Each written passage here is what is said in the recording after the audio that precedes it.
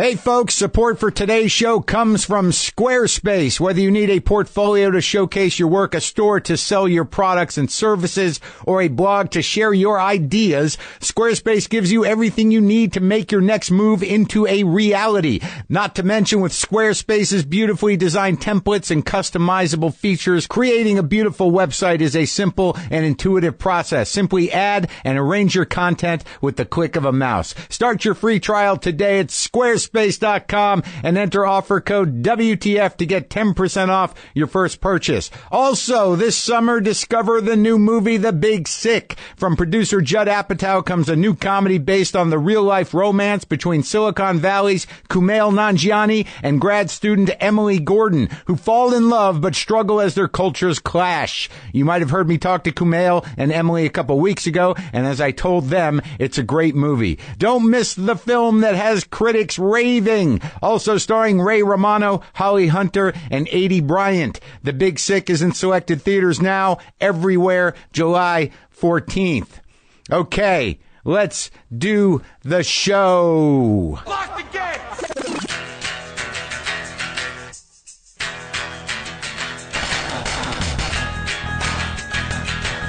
All right, let's do this. How are you, what the fuckers, what the fuck buddies, what the fucking ears, what the fuck publicans, what the fuckocrats, what the fuck nicks? What's happening? I'm Marc Maron. This is my podcast, WTF. Thank you for joining me. I hope you had a pleasant 4th. I hope you have all your digits. I hope you didn't wreck your car or black out or make any family members cry or burn your hands and face.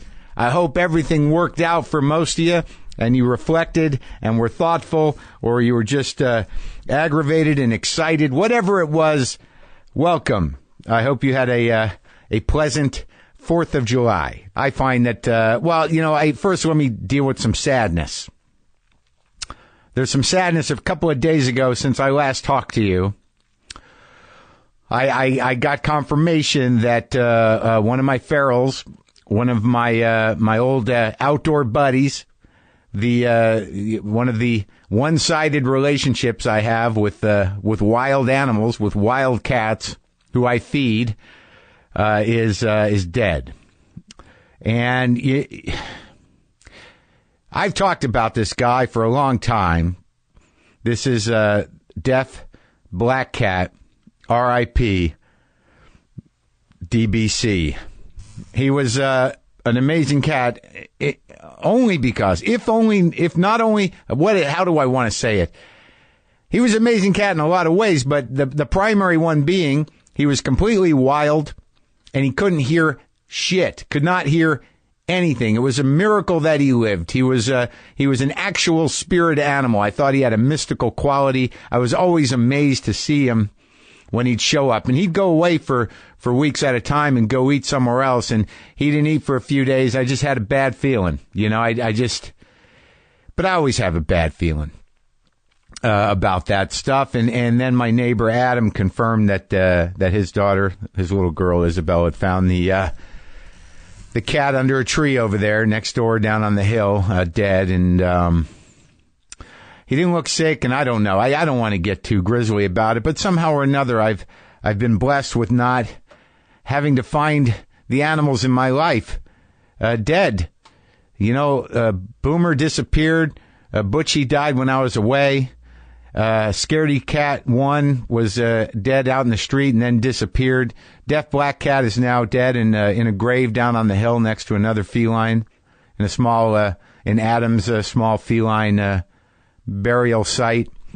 The truth of the matter is that cat's been around for at least 7 years that I can remember, and I did the best I could and gave him a good life. He lived under the house. It was a miracle that he lived for so long, but he was sort of a symbol of strength for me.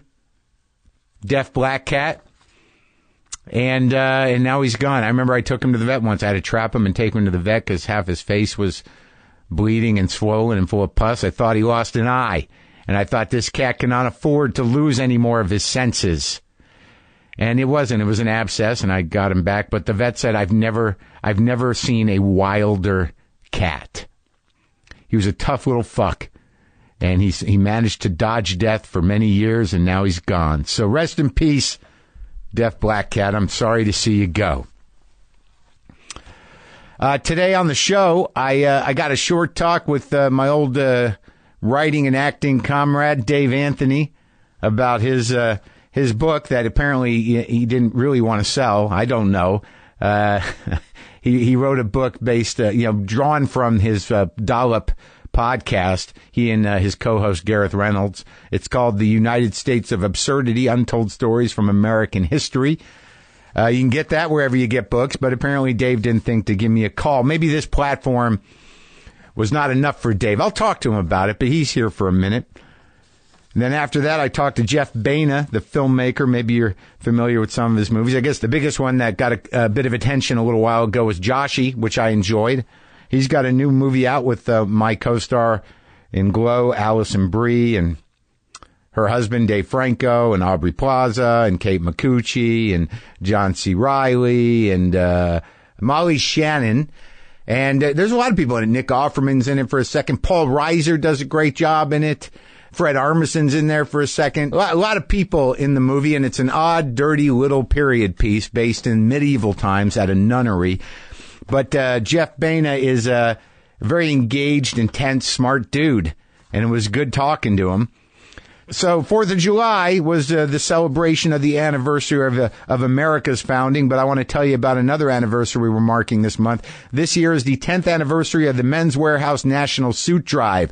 Donate your gently used professional attire at any Men's Wearhouse store from July 1st through the 31st and give a man a chance to transform his life. And it's not just suits, so if you don't have one, don't worry. You can donate all kinds of professional items: sports coats, slacks, dress shirts, sportswear, outerwear, dress shoes, ties, and other accessories as well. All donated items will be given directly to nonprofit organizations that distribute them throughout the community. They're looking to take in 275,000 donations, so now's your chance to help out and spread the word on social media. You can use the hashtag #GiveASuit.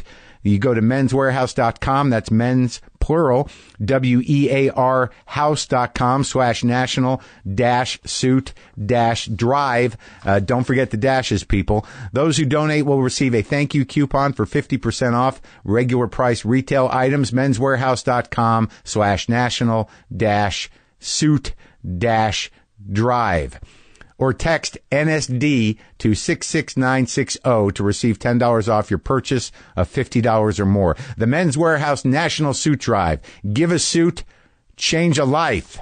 So this year, I went over to the regular party I go to at Dan and Jen's house. Dan from Gimme Gimme Records and his wife Jen, a acupuncturist. Is that what you call him? Is it? Yeah, I think that's the proper term. It's nice gathering people. But, there's a lot of good conversations around, a lot of good food, a lot of roasted pork. My statins are working overtime today because I did make the exception. I did. It's weird when you eat shit like that after a certain age. And I don't know if it's trackable or you just start to wonder, which burger did you in? Which burger just filled that tube going into your pump? Which one was it? Which was the last straw? Which piece of pork? Which rib? Which burger? Which egg? Which one was it? And was it worth it? If you could have avoided that one burger that finally spackled your pipe, would you have done it? But, I've been good, and the pork was good, and the desserts were good. Pie, a lot of pie fucking happened. I think I annoyed Dan's wife, Jen, because she makes this huge, she slow cooks his pork all day, so of course I'm just going to be lingering around the kitchen, helping out until the pork comes out. And then again, I go back and I'm lingering, just hanging around, waiting for the pies to come out, offering some help. Can I put that pie on the table and watch you slice it and take the first piece? Is there ice cream? Is there any shame in that? Why have decorum? I don't want to be cut out of the pork or the pie. But I went home and I felt like, maybe I should try to behave like a fucking adult. But I've never been cool or an adult or anything else. I'm either sort of withdrawn or kind of aggravated or just running around like a fucking child. That's a pretty good range, though. Spent some time talking to a guy I kind of know, Joe Wong. A lot of soundtrack people. He does movie and TV soundtracks. But Joe Wong has a podcast that he only talks to drummers. He's a drummer. It's called The Trap Set. So if that interests you, musicians and drum aficionados, go check out Joe's podcast. He claims he based it on this, but it's drummer specific. All right? So Dave Anthony is a friend. We should be spending more time together. He lives close by. We should be hanging out. But for whatever reason, we don't. And when I told him, I said, I can't, I saw his book in Chicago at a bookstore, and I was like, why the fuck wouldn't he come over and try to talk about his book and maybe get people to buy it? I don't know, but I'll get to it with him. So this is me and Dave Anthony having a tense reunion, a friendly, tense reunion, which is every time we get together.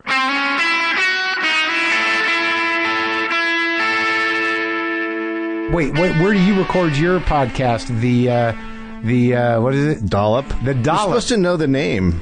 Dude, how long have we known each other? Okay, I know the Dollop. Of course I do. I just had a brain fart for a minute, but I thought you were going to say that I was supposed to have done research for this particular conversation. Let me give the backstory. I'll give the backstory. Go ahead. So I don't see you for a long time for whatever reason. We're both busy and we're both isolating. So it's nothing personal. So we've worked together a lot. We like each other. We have a good time when we hang out for a little while. And I'm in fucking Chicago doing a shoot, and one of the locations is a bookstore, and I'm looking at their table of new books, and I'm like, the fucking Dollop book? What, Dave, does Dave not want to sell the book? I mean, like, I'm down the street. I have people who I like on my show to maybe help sell the thing they made, but I guess he doesn't want to sell the book at all. So you have a podcast that you do stuff on? Yeah. I'm sorry. Did I need to shoot you a reminder that we're still on the air over here? I remember I had a list of people. And then, what was on that list? And then you were on the list. In parentheses? Did you never get a book? No, I didn't get anything. This all seems very weird.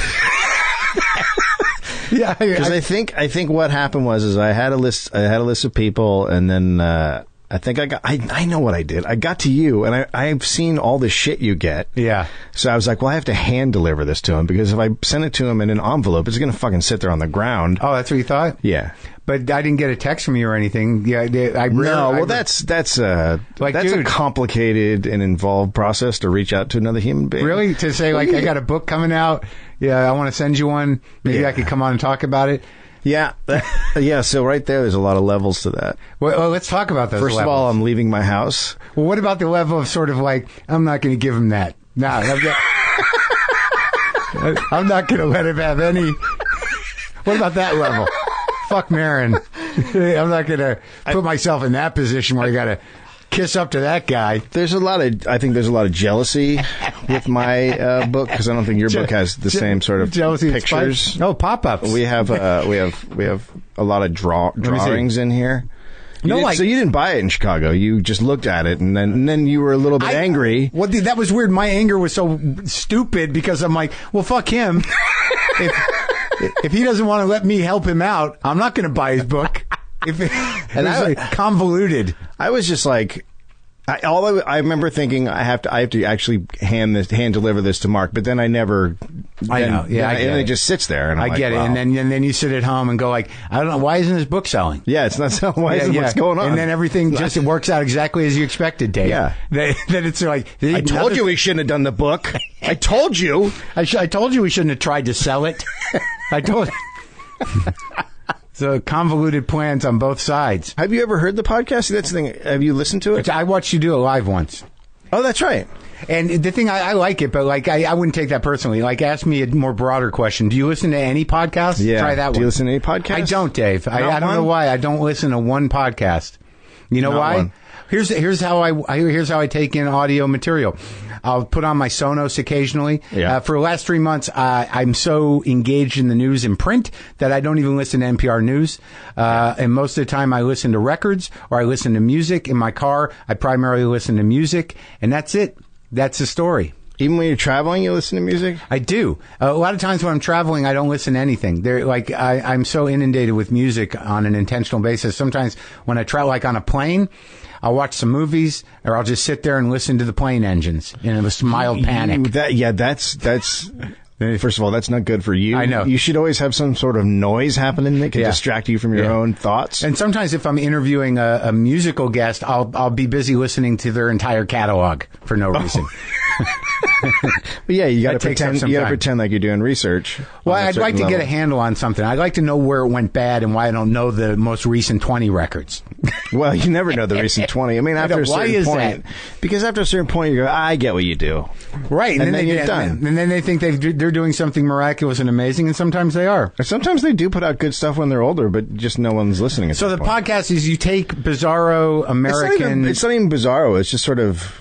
You know, I guess the best way to describe it is like a History of the United States by Howard Zinn. Yeah. I sort of took that people's history. A people's history. So I try to look at history from the people who were being persecuted or, you know. Oh, really? So, but it can be, but sometimes you do smaller stories too, yeah, right? Yeah, we do there's smaller stories for sure.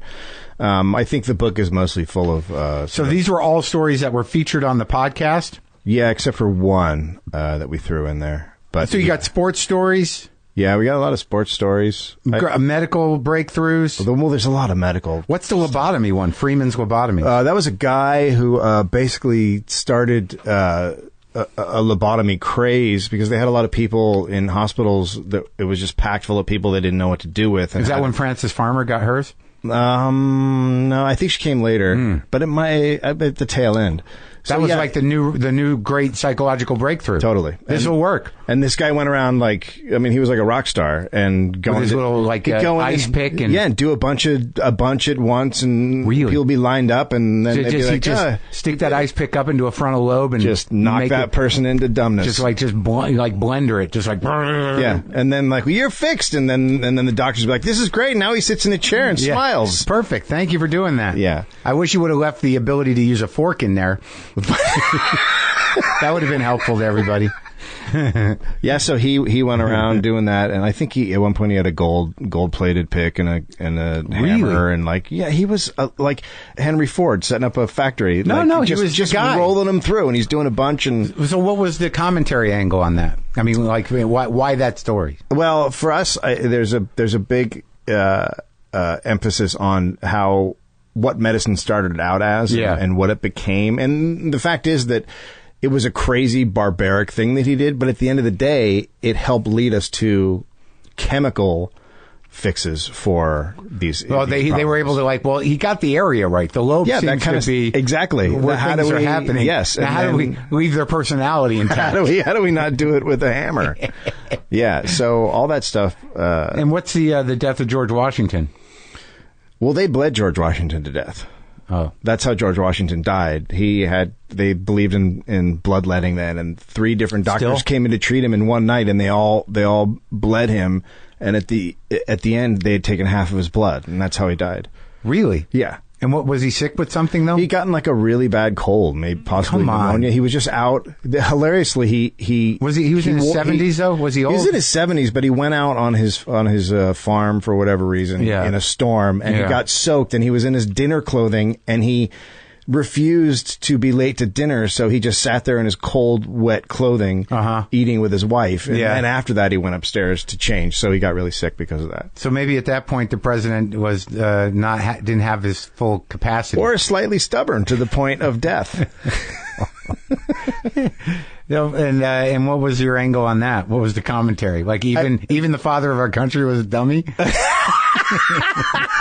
No, that was another medical one of just you don't hear about that, but they bled our president to death, our first president, because they thought they were doing the right thing when they were clearly. What's the Kentucky meat shower? That's just crazy.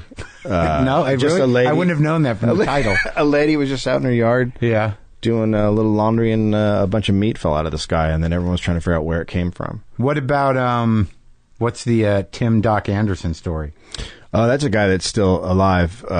He is a boxer, was a boxer in Florida, and he was part of this manager who kept wanting to take falls. Yeah. And he was trying to build up another boxer, so he told him to take a fall, and at some point the guy wouldn't, so he drugged him, and whatever he drugged him with, it lasted for years. Oh, my God. And he confronted the manager like this guy, yeah, because he didn't know what was wrong with him. After a while, he confronted the manager, and the manager's like, "I'm going to kill your sister," or whatever, and then he ended up shooting the manager, killing the manager. So now he's in jail, right? But it's one of those, he didn't know he was going to die. You poisoned me.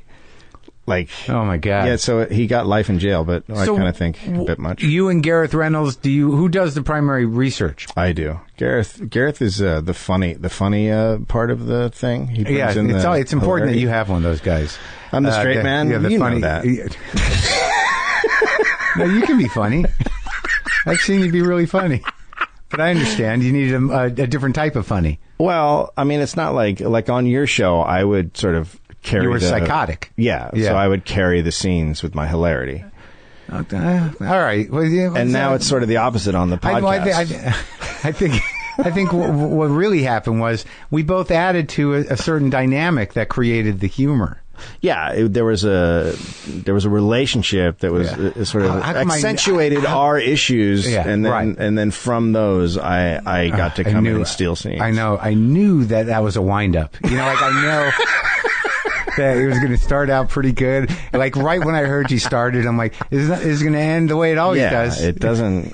I mean, I was like, don't give me any room. Why don't you give me room?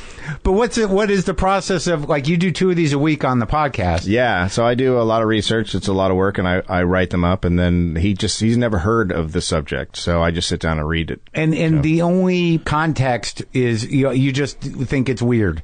Or you think it's an interesting story. Or it has something in it that relates to today. There's a lot of stuff I do that I try to parallel, whatever's happening. Yeah. Well, I mean, because like I initially thought that, because I don't listen to it regularly, that it sort of has a tabloid element, but it doesn't really. No, some of it is. It's more of a social commentary element than a tabloid element. Right. Like, look at how fucking weird people are. Yeah, and look how fucked up things were. And oh, shit's not that different. It's still fucked up. Turns out, it's not that great. I don't know if you've noticed what's going on. It's not really that great. People are telling me. Yeah, you should. You know what drives me nuts? Is there people out there in the world who are just going about their lives and are just sort of like, I don't know really what's going on. I was at the gym today, and the lady next to me was watching Extra, and I was like, how do you do that now? I know, I feel that too, but like there's also a part of me that's sort of like, well, I have to remember to do that occasionally. Yeah, check out and just kind of... Well, I don't know if it's checking out. It's like by being checked in, ultimately, unless you're actually, taking action, all you're doing is just heating your shit up. Yep. And just going like, we're fucked. Yeah, we're screwed. Yeah. And then you just sit around and that's what you're doing. That's what you're living in. Yeah. So unless you're like taking it in and going like, well, I'm going to send some money or write some emails or go out into the streets, all you're doing is like, it's not getting any better. Why aren't you watching Extra? Well, what's the point? Yeah, why? What's the point? It's over. It's over. Yeah, why would you want to watch that? No one cares. Well, I would never watch that anyways, but I do try to, have conversations with people and stay on top of that thing. It's very hard for me, knowing I have a platform. Yeah. To, not just become one of those kind of, strident, existentially panicked, aggravated people that's just sitting reeling off the news and reacting to it, because there is humanity still going on. So I'll choose to, to pick stories that sort of like, well, this is where the human spirit kind of won. Yeah. Or, or like I kind of related to that. Like, cause they just ramming up against this fucking doofus it's just feeding it. Oh, it totally feeds it. Yeah. It's like, he likes any kind of attention. Yeah. Doesn't matter what it is. Any sort of swirling madness. He's like, this is great. So what else is going on? How's the kid? The kid's good. The kid's a little baseball freak. Right. Oh, yeah. We talked a little bit about that. I just feel like you on the field, you're coaching too. Coaching, getting into arguments and possible fights with other coaches. I may have told a guy to fuck off on the Little League baseball field after he screamed at. I can tell you this. You're not going to deny or confirm it, or I'm not going to deny it. That's what happened. I went over to them to. Hey, can you talk to your team about misbehaving? They're being kind of bullies. What were they doing? They were badgering our kids, yelling at them, you pitch slow, just that kind of stuff you don't want to happen with little kids. Yeah. And I went over to say, hey, could you talk to your kids to make them stop? And he got in my face and screamed at me, and I thought we were going to get in a fist fight. Oh, so you knew exactly where it was coming from. Like, not only were they not going to stop, but he was probably encouraging. I immediately realized, this is actually coming from the top. It's a top-down thing. And so he was screaming at me, so I did what I always do, which is I looked at him and I said, fuck you. And then he got more mad because I swore around children. Oh, really? And then he said, what did you just say to me? And I said, go fuck yourself. Oh, good. And then he didn't know what to do because he thought I wasn't going to, he thought I'd be like, I'm sorry, but I didn't. I doubled down. Yeah. And then he got very angry and he wouldn't shake my hand at the end of the game and all that stuff. And then I went home and I looked him up. Yeah. And he used to be Jeb Bush's press secretary. Oh, see, it all comes around. Everything is political. Yeah, it really is. And he used to also, when he was in college, he was the college mascot, Bobby the Bear. Oh, yeah. So he's got a lot on his plate. He's got a lot of baggage. And I know if I see him around town, I can go, Bobby the Bear, and he'll lose his mind. That's your ace in the hole. You're ready to...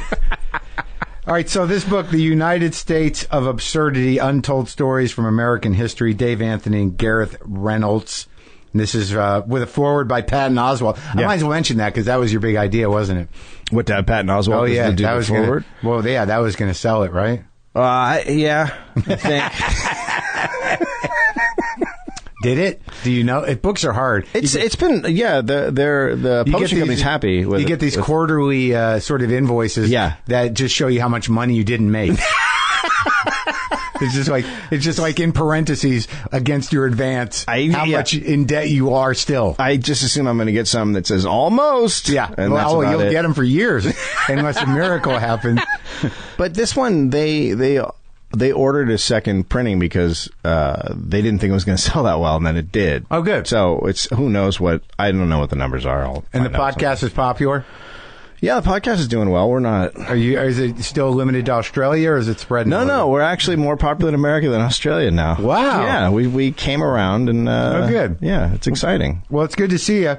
Nice to see you. We should see each other more than once a year. We live down the street. We do live super close. I'm not, I don't know what it is or who you hang out with, but I know you long enough and I've heard you talk about enough people to where, like, I'm one of the better ones that gets, I understand I agree. you. Yeah. You do. And that might be the problem. Together. You understanding me might be the issue. Oh, I'm sorry. Yeah. You'd rather just sort of like, hey, can you just let me be a dick? Can you just, that's sort of what I do publicly and with most other people. Yeah. Yeah. Do you still work out at my gym? I belong there. I'm still able to. I never see you in there. That's why. I know. She goes to the yoga classes sometimes. Yeah. And I tend to work out with this woman who trains me down the street over here. Okay. But I do want to go up there. Yeah. Well, it's what not do you far. do there? I just mostly ride the bikes. Maybe a little bit. I tend to run outside. Run on the circle thing up above the. No. Like I tend to run out here. Like I'll just outside. Just outside out your in house. The world. How is that? It's great. It seems terrifying to me. Well, it's quiet up here. Like I can go up in the hill. There's no cars. But there's enough room to run around up here. Yeah. There's like hills. Like now I'll run up the street and run down, and then I'll walk up this big steep hill and run a little bit and come back around. And like running on the machine, like it's just sort of like. Now running on a machine is tedious. But if I could get into the habit, so the other stuff, like the working out business, I do with her. But I should go up and do some classes, like some yoga, man. I was in yoga for a while. I'm thinking about jumping into a Pilates thing. Yeah? Yeah. That's hard with the machines. Yeah. Oh yeah. I might. It's subtle. Like you don't realize it until the day after when you holy shit, can't stand up and you shit your pants. And like you're crying. Yeah. I got to go easy on this. Lost control of my digestive system. I think I pushed it too hard. That's the kind of workout I want, is when I stand up and just evacuate my bowels. Preferable to get to the bathroom first, or you don't want to go back to that class. You don't want to be the guy who shit his pants. Well, if I stand up and shit my pants, I go, it's working, I'm getting in shape. To the shocked look of housewives. Who let that guy in? All right, buddy. Well, maybe I'll see you up at the gym. Yeah, thanks for having me on. Yep.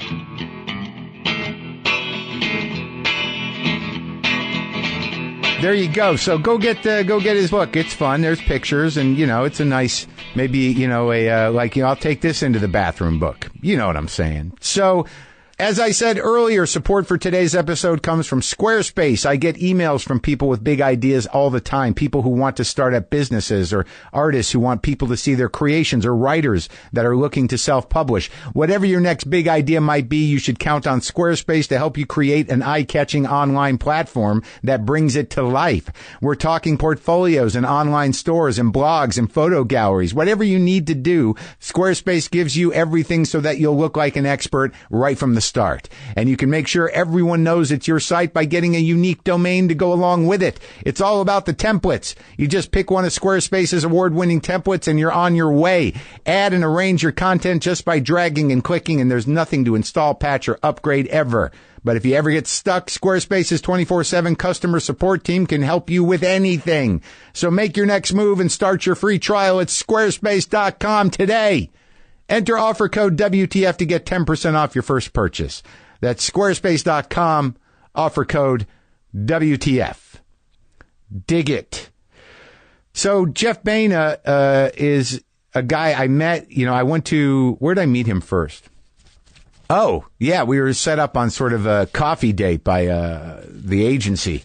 And we had a great talk, and then I had him on, and I went to a screening of his movie. It was very funny. While the little hours was still in post-production, when they were still tweaking it, Jeff let me come watch it where they were doing the editing in a screening room. So it was a screening, and you never know what a screening is going to be, how many people are going to be there, who's going to be there. And I remember I showed up, and I was waiting for Jeff, and then, another guy walks in, and it's Father John Misty. So it was just me and Father John Misty at a screening with Jeff. And it wasn't awkward. It's just a very small and kind of a interesting crowd. Me, Father John Misty, and the director. But the movie is funny. It's raw. It's good. It's a unique thing, that's for sure. And it's based on a very old piece of literature, which I found compelling. And I talked to Jeff about it. But this is me and Jeff Baena. The movie is The Little Hours. It's playing in New York and L.A. It's going to be expanding throughout the country this month. So this is me talking to him, to Jeff, the director and writer of the thing.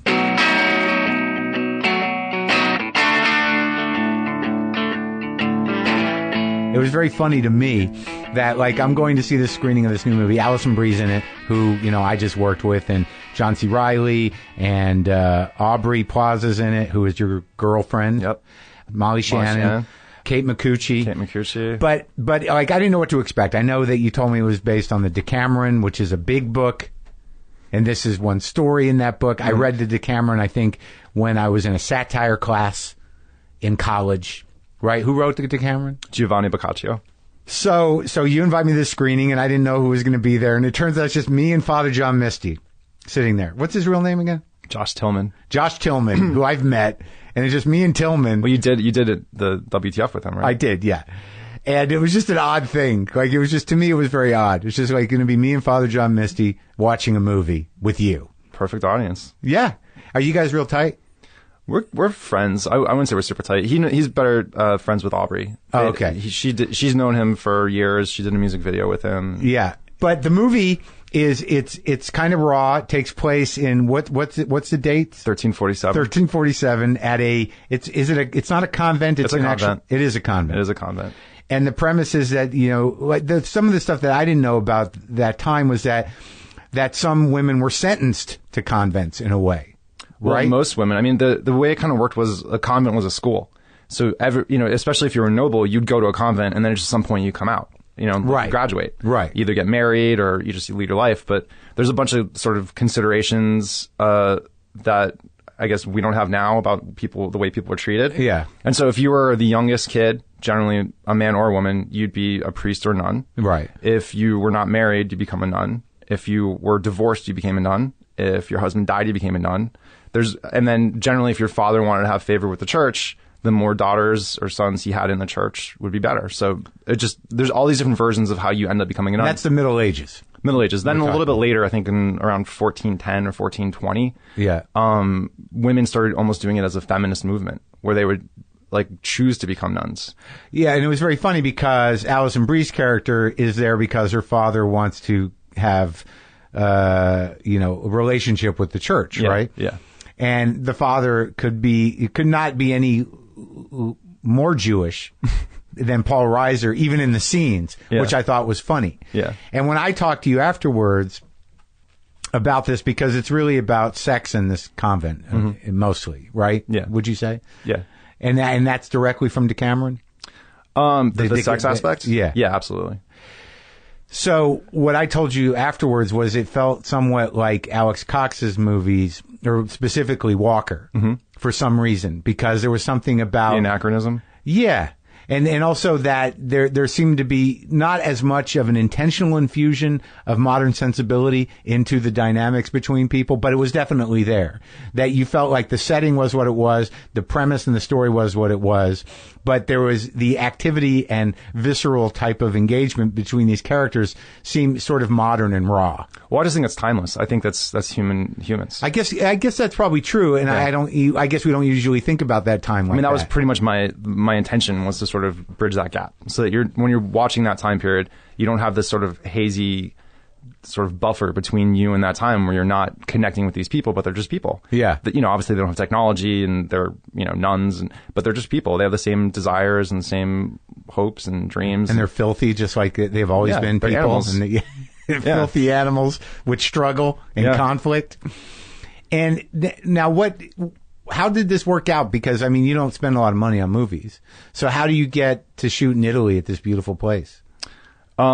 It worked out really well. So just sort of like going back in history, I guess, and sort of preface all of this. I went to NYU. I got a degree in filmmaking. I also got a minor in medieval and Renaissance studies, which wasn't on purpose. I took a bunch of random ass classes. Like I took a class on Harmony of the Spheres, Arabian Nights, Jewish mysticism, and one of the classes I took was called Sexual Transgression in the Middle Ages and Renaissance. Yeah. And we studied the Decameron and the Heptameron and the Penitentials and just sort of the whole history. Yeah. And what it did was it opened my eyes to this time period. You always think of nuns and priests and all these people as sort of just being these like religious robots that are just going through their day and almost so unrelatable. And the penitentials are sort of the punishments the church levies against people, for different transgressions. And there were so many of them, and it was so specific and rich that you just realize people were just doing fucked up shit all the time. And one my teacher explained to me is nuns weren't obviously wanting to be there. They were just kind of stuck there by circumstance. And sometimes like the Mother Superior isn't the most religious or the most I guess rule oriented. They sometimes were just the oldest people that were surviving, and they were like party girls. And so it was almost like they were having these like crazy orgies all the time. And it was, hoping no one would look. And there was a crazy bureaucracy to the church, obviously. And the higher up you are in the church, you kind of want to look better. So you everything that's below you kind of like, push it under the rug. Right. And so there wasn't a lot of accountability. There was just like this shit show happening. And so which obviously in the more demonic and evil way, it had been happening with the pedophiles for centuries. Yeah. Yeah, you just brush everything under the rug and you just hope it goes away because people are fallible. And so I always wanted to make this movie. And then Joe Swanberg, who I know you've worked with, he was crashing at my place, and I was telling him this idea, and we were actually watching dog TV, and he was like, "This is amazing. You got to make this movie." And so I called my producer, and she did my first 2 movies, and she's like, "What were the first 2? Life After Beth and Joshi." Yeah. And she's like, "You're not going to believe this, but one of the investors who's invested in our last 2 movies, she's this Italian lady who's in Tuscany, and she's been asking for like 4 years for them to shoot in these medieval villages. And you're literally asking to shoot in a medieval village in Tuscany." And within like a month or 2, we were in Tuscany scouting. This woman, Marilena Marcucci, her family was like loaded from, I guess they're in the plasma business from the 20s or something, like in pharmaceuticals, plasma, like fake blood. Yeah. And so she brought MTV or she did some version of MTV for Italy. Her family's just loaded, and her brother's a senator who runs the film commission. We were so crazily hooked up that we didn't have to spend as much money as we normally would, because we had access to. We had this one guy, Alessandro Bertolucci, who was sort of a liaison. He was kind of a line producer, and he knew all the mayors of these little towns that had all these, relics. And any relation to Bertolucci? No relation at all. Yeah, it's just a common name. Yeah, I figured. But it's not. Yeah, and so it kind of just snowballed really fast from this conversation I was having with Joe to we were actually in Italy on the ground scouting locations, and then a couple months later we were shooting it. And now, how heavily scripted was it? Not that heavily. It was maybe like a 25 or 28 page outline. So a lot of improvising. Dialogue was improvised. The story was not improvised, but a lot of the dialogue, and the dialogue, the specific dialogue. So the scenes were written out, what each person was going to say and what was happening in that scene. But after doing Joshi, I sort of changed my process, and I started off as a writer. It's like a hardcore writer where you almost don't change a word at all. There's like no improvisation, and you like the control of that at that time. At that time, no, it's just how you were taught to do stuff. Right. I actually don't. I don't mind. I like freedom, and I like things kind of like bleeding and sort of getting blurry. Yeah. And I also like how honest and authentic it sounds when people are saying their own lines instead of forcing someone to say something that doesn't sound real. Well, there's something more present about it, certainly. Well, they're looking in each other's eyes and connecting, not knowing what the next person's going to say, so they're really present. Yeah, you have to. And that's for acting. That's the most important thing. It's not just waiting for the person to finish the line. Like you see like really bad movies, like Ed Wood stuff, and you almost see like the person like kind of mouthing the other person's lines, waiting for their line. Like that. Some people have that weird habit. I know people that do that while you're talking in real time. Really? It's very odd. Yeah, my friend Sam does it. Like if I'm just talking to you now, like finishing your words, or not really finishing, but like just like a half a beat after saying what I'm saying. He's like processing it. He's got like I think so. A delay. I think he's listening, and as he listens, he mouths it. Maybe he has like some coping mechanism because he's got some ADD or something. He's like trying to figure out how to like. I just noticed it as being a weird habit. I think some of it's finishing sentences, but some of it is just like, kind of like the way that people listen. It's interesting. It is interesting. Yeah. So I just found that creates a more real dynamic. Right. And now how much did you shoot? Like how many days? Well, I mean, how much footage did you shoot? The weird thing about digital, and after working with Joe, I think the real challenge is that you sort of have an embarrassment of riches usually. Usually, if you have a lot of time. We were under the gun. So, we shot the whole thing in 20 days. Pretty much with the exception of just stuff that takes place in the convent, if you see a location, like for instance a church or a field, every single thing that takes place in that field was that day. Yeah. So sometimes we're stacking like 8 or 10 scenes a day. Yeah. So sort of jamming through it. So we didn't have a lot of coverage. So, generally it's the first 3 takes is sort of a master. Yeah. Or, something kind of wider. Yeah. And then after that we just punch in and we're pretty much replicating what we did. So now tell me exactly what you were like. I mean, I remember after we watched it that, talking about it as a comedy or as, necessarily trying to put it into a genre that it was not something I didn't feel like you wanted to do that. I just don't want to do that ever. I mean, I think what happens, especially with the way media is sort of like disseminated today, everything is marketing. Yeah. And so everything is labeling, everything is sort of compartmentalizing. Right. And so your experience is almost pre-digested before you experience it. Yeah. And the only reason I'm doing this is to kind of do new stuff. So it creates expectations. Creates expectations and it creates disappointments. Sure. Because if you're like, oh, I'm going to see a comedy. It's the same thing, really, isn't it? Yeah. I mean, it leads to it's one leading to cause and effect. But I think especially with comedies, that word comedy is so vague, and there's obviously like levels to it. There's dark comedy, there's broad comedy, all that kind of stuff. But I don't think of it as like I'm going to write a comedy or I'm going to write a dark comedy. I'm trying to make my own thing, and then what ends up happening is people try to sort of put their figure out a way to describe it, and then that is not really the best. Well, but you knew going in, like that's what the interesting thing about that is. However you want to describe it, you've got the actors I just mentioned, and then in bit parts you have Fred Armisen, you have Offerman. These are comedic actors. Really? They're comedic actors, but for me, a comedic actor is someone that can do comedy. That isn't always doing comedy. No, I know, but but they're known for that. They're known for that right now. Yeah. But like, I'm curious to know, like, cause like, it was hard to sit there with you in, looking at a rough cut, which wasn't really a rough cut other than, I guess, the credits, but so it was pretty tight. Yeah. And then to have to talk about it, there's a sort of, you have to be, I didn't really know you. So it wasn't that I was diplomatic, but I was certainly trying to figure out how to talk to you about it. Now that you showed it for large audiences, what was the feedback? Was there something more specific that you found resonating with people? Did people say more than like, that was interesting or fun or, I mean, the good thing, when you do it at Sundance, that's your real first time anyone's seen it. So no one's bringing in expectations other than, like you said, the cast, and they're hoping that something is different and weird and new, and they're surprised completely. And to some extent, I'm not at a place now where I'm a recognizable brand, right? when people have seen a couple of my movies, they know what you're getting into. It's not going to be a straight up comedy. Sure. And I think one of the things that was really great is I was hearing a lot of people saying like, this isn't anything like I've seen before. There's a couple of sort of, I think, stale comparisons. People, I think, automatically go to like Monty Python or Mel Brooks because, those guys were doing period piece comedies. Right. And so that is something that people can glom onto. Right. But in terms of, I think, like in terms of the craft or anything like that, I don't think anyone is that kind of knows their way around stuff will identify that as sort of like a marker. I think it's more just sort of an easy way to digest it. Now let's go back a little bit. I know we talked a little, but I retained some things. But you grew up in Florida, in Miami, right in the middle of it. Mm-hmm. And what I can't imagine. Miami's a chaotic place. Yeah, especially when I was growing up. Yeah, why? Because what was that, the 80s? Yeah, it was the 80s. I mean, I grew up pretty much at the height of the cocaine boom, so I got to see a lot of that stuff. Like just people being gunned down in the streets and insanity and coke money everywhere? Yeah. What do you remember about it? I mean, I remember my neighbor across the street was murdered. I remember a lot of my friends in school, their parents were busted for either being smugglers or I went to private school for 1 year in 8th grade. Yeah. And then there was a bunch of actual drug deal. Like I got to go from public school where everyone's like, the closest you got was like maybe their dad was a smuggler. Yeah. Like riding the boats at night. And then when I went to the private school, it's like their dads were the kingpins. Right. Just for that 1 year. Yeah. But, yeah. I mean, everywhere you looked, there was coke and it was pretty gross. And it was Miami Vice. Like that's right. That was the time. Yeah.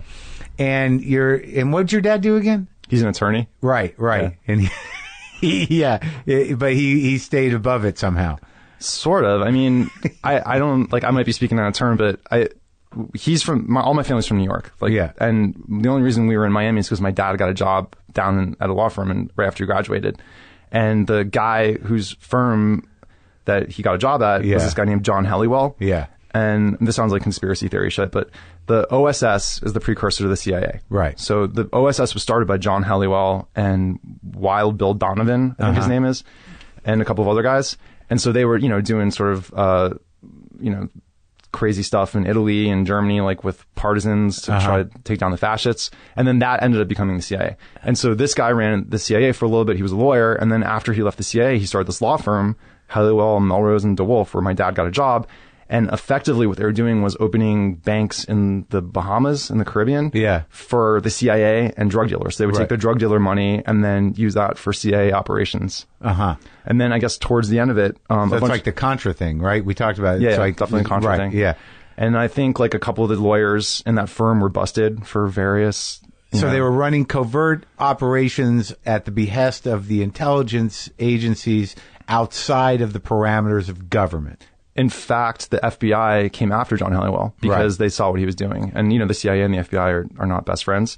And they were coming after him. And I guess the CIA kind of prodded them and like, just leave him alone. Like, he's an older guy. He's about to pass away. This is like cool. Just let it go. But yeah, my dad, that's how he started off doing law. Is he still around? Yeah, he's still around. Like I know he deposed Somoza. Oh my God. He helped extradite Vesco, and he was involved in a lot of weird Latin American stuff. When you were a kid? When I was a kid, yeah. So you didn't quite grasp it, and you still don't, because you can't, or they'd have to kill you. Exactly. Keep my kid out of it. Yeah. Stay in the dark. And what'd your mom do just during Teacher. Well, when I was a kid growing up, she was just a mom. Yeah. And then she went back to teaching. How many brothers and sisters? One brother. Little brother. Two years younger. Oh, yeah? Yeah. Is he out here? No, he's a detective. He's a sergeant in the police in Florida. In Miami? In Coral Gables, yeah, in Miami. That must be exciting. Yeah, it's definitely, he gets high-speed chases every once in a while, and, I don't know if he's actually pulled his gun. Coral Gables is like Beverly Hills in Miami. Sure, yeah. So it's a lot of, robbery. Are you guys close? Yeah, we're close. Oh, that's good. Yeah. And so we're super different, but yeah. And you... Like your grandparents were New Yorkers and that kind of thing, where you always tapped into New York, so you're always going up there. Yeah. Because how do you, in order to be a kid that had your interests, something had to spark you. In terms of like film stuff? Well, just like, being a 14-year-old who finds Eno, I find that's a specific thing. That like, because I'm the same way, and I don't know whether it was... My mother was an artist, and and I always felt that was important. Mm-hmm. Like there's something that hits you when you're younger, where you're like, art is where it's at, whatever the fuck it is. Yeah. Being outside of whatever this norm is. Yeah. To find truth and to find yourself. is something you don't have much control over. Either it happens to you or it doesn't. And usually there's somebody that just delivers the message to you somehow. Yeah, I think I got lucky. I had a bunch of those things kind of happen to me. So, yeah, like what? I remember when I was like 11, we had cable in my bedroom. Yeah. So I was always watching TV, but I was watching movies all the time. Right. And one time, A Clockwork Orange was on TV. Right. And I caught it in the middle of it. And my dad walked in and he's like, "Oh, you're watching that fucking weird movie." I'm like, "What is this?" And he goes, "I think that's A Clockwork Orange." And I'm like, "This is crazy." And so the next day we went to the video store and I'm like, "Dad, like, what's another crazy movie? I want another crazy movie." And he's like, "I don't know. 8.5 is supposed to be crazy. I don't know." And so we rented 8.5 and I watched it. And like, different kind of crazy. That's what, I mean, for him, it was like just weird movies. Right. Like it's just this one genre. Right, sure. And, yeah, that's what made me want to do film. So you rented 8.5. I rented 8.5. It blew me away. I mean, I was like probably too little to fully grasp it, but I knew something. It was sort of like, stuff where you're listening to it and it's pushing you in an uncomfortable space, and you can either like shy away from it and turn it off, or kind of give into it and sort of see what happens and just trust that this artist knows what they're doing. And that's what I did. And because you were a kid and they were the grown-ups, why would you question the artistic integrity of either of those things at like, how old were you? 11. Yeah. You're like, this Fellini guy's a hack. I definitely didn't have that sort of critical ability. Well, that's interesting because both of those movies visually are so, unique and fucking, they really punch you in the head. Yeah. Like 8.5, even if you don't know what's going on, you're going to be like, what the fuck? Yeah, you can just be absorbed by the style of it. Yeah, you don't even have to listen to it. But the themes are obviously where it's at. Yeah. And I think also my mom, right around that time too, she was a really big fan of The Metamorphosis by Kafka. And she's like, "You should read this." And I read it and that blew me away. I was too young doing this stuff. Like I was watching radar movies when I was like 6 or something. Yeah, I definitely was, So you read Metamorphosis. I mean, I remember reading that and I still couldn't grasp it completely.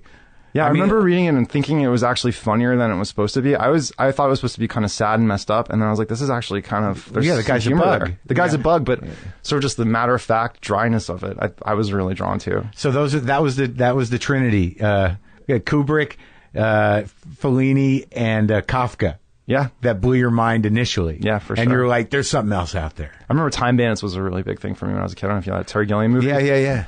Yeah, the end of it really kind of messed me up in a good way. Yeah. Where, his parents, they have it's like a toaster, and the demon's head is inside of it. Right. And he's like, "Don't touch the head." And they touch it, like just defying him, and then they explode. And I remember how dark that was. I'm like, you can get away with that kind of stuff? Like, you can have the parents just die at the end like that? And yeah, that definitely stayed with me. You sure you can get away with it? I mean, is it going to be a popular movie? I don't know. Yeah. But so then what do you do to begin your artistic journey? Do you pick, music or drawing or what? All of it. I mean, I was drawing all the time. I was painting. I took painting classes. Did? Yeah. So you were like, I'm going to find it. What's going to stick?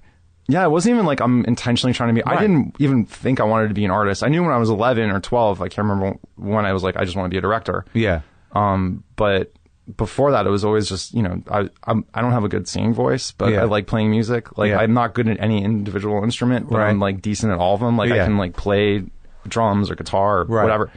And I was always writing.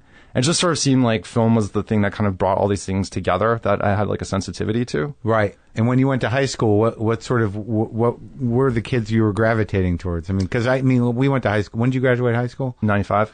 Right. So I graduated in 81. It's a whole different fucking world. So by 95, you definitely had enough like-minded people around, I would think. Yeah. And my school was a super outlier too, because I don't want to get in trouble, but the principal at the time, there were rumors that he was a coke dealer. Yeah. And he actually helped me skip school a couple of times. Like it was it was almost like it was completely a Bill Clinton style school where it was definitely corrupt and sketchy, but it was ultimately like utilitarian and for the greater good. Right.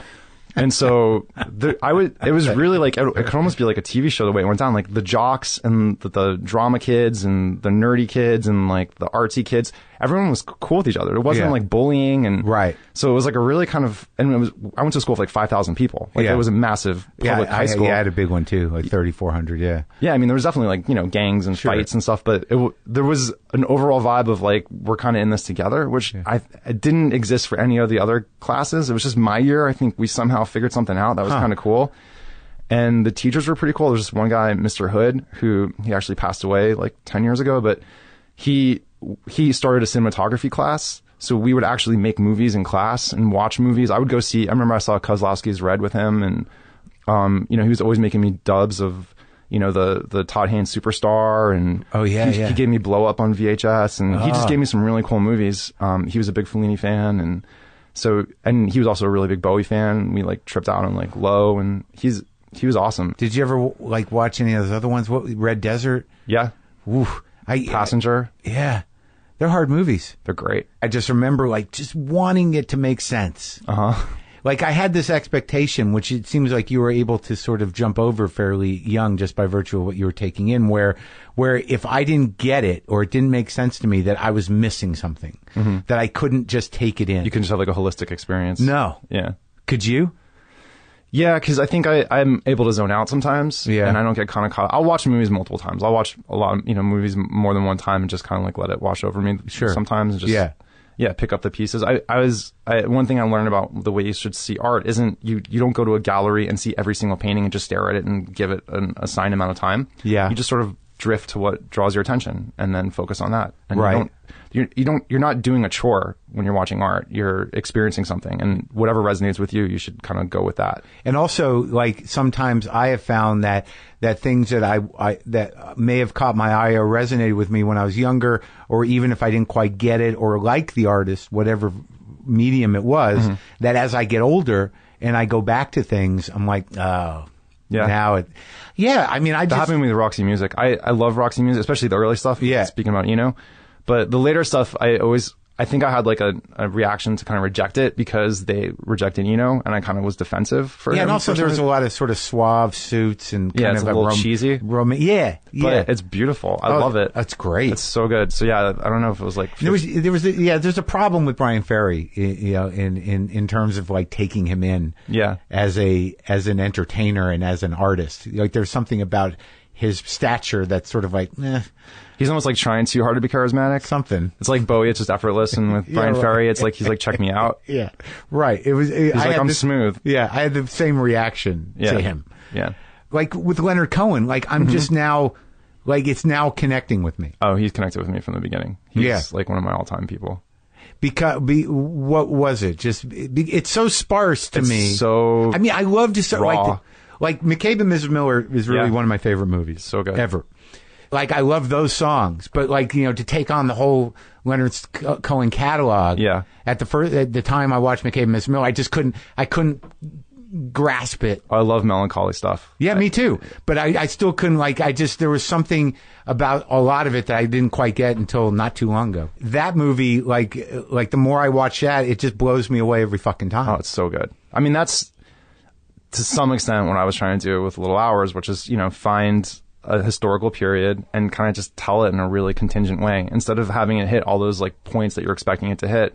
Kind of, it's fallible people and just sort of watch it play out. I mean, that's obviously Altman, who's a master doing his thing. Yeah. But, that movie is super inspirational. It's like, it's an insane movie to sort of like, I feel like I need to watch it again. Yeah. I could watch that movie, and Altman movies I could watch, California Split. Yeah. That's probably my all-time favorite movie.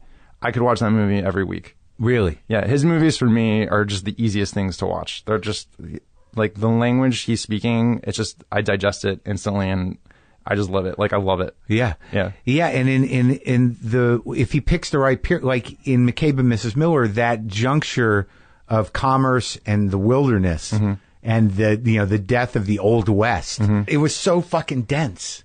Like it, but yet you can watch it casually.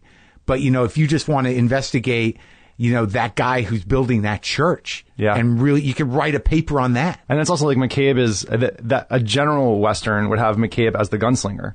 And we don't know his exploits. We don't know how talented he is until the end of the movie. In a minute, in a second. Yeah, but up until then, you're sort of just watching this guy kind of hiding out. And also, but he's also like not only a flawed character, but bordering on a comic character. Like, I had a discussion with somebody about the choice of the derby that he's wearing. Yeah. Yeah.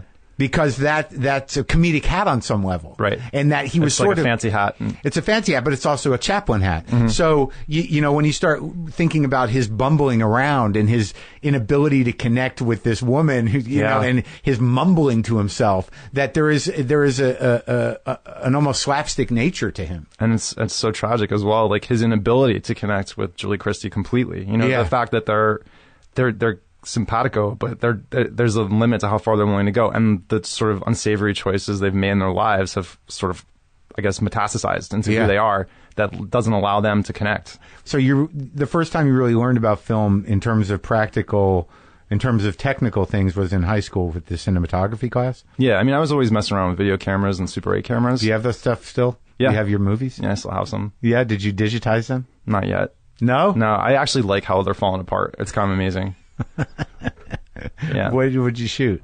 Like what kind of short films and stuff? Was it stop action stuff? Like no, it was always dramatic, comedic, you know, like stuff with people, not a stop motion animation. Just, you know, like little. I remember when I was a kid, I was watching Nickelodeon. Yeah. And this is like a stupid story, but there was a show, and I can't remember the name of it. Like, so this is not really like a great reference, but there was a show where it's like a bunch of people in leotards would get on top of each other and make shapes. Like they would turn into like elephants or whatever, just by working together as a team. Yeah. And so they would always ask for suggestions, which would basically be like, hey, send us a thing and we'll, you know, be a tank or something. And then they could do it. I sent them this like 4-page, and this is when I was like 5 or 6 years old. I had my dad help me, but like a courtroom drama. Yeah. And they're just like, we can't, you know, this is not going to happen. So I was always trying to do something a little bit more dramatic, I think, than probably like I was capable of doing. Yeah. A courtroom drama. Yeah. And they're like, this is not exactly for us. And they sent me like a Black Beauty VHS tape as like a consolation prize. But yeah, we don't act. We just sort of make shapes with our bodies. Yeah.